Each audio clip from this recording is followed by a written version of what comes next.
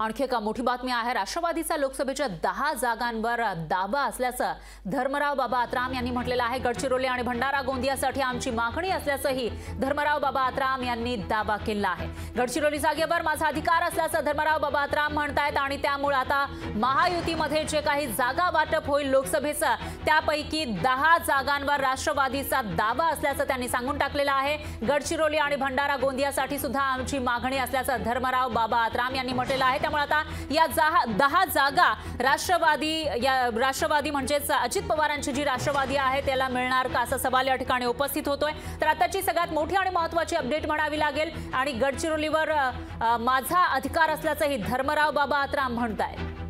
राष्ट्रवादी आता मी मागेच सांगितलं होतं की जवळजवळ 9 जागा आपण मागणार, परंतु काल भुजबळ साहेबांचा आमचे सहकारी मंत्री यांनी सांगितलं की आपण 10 जागावर आपण क्लेम करणार आहोत। तर त्या दृष्टिकोनातून 10 जागावर आता क्लेम राष्ट्रवादीने केले। आता यापुढे काय होईल आता हे वरिष्ठ नेते बसल्यानंतर कळेल आपल्याला।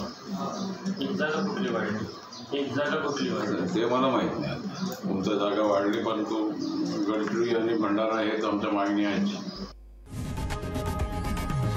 लोकशाही मराठी ऐका, पहा, जागरूक रहा।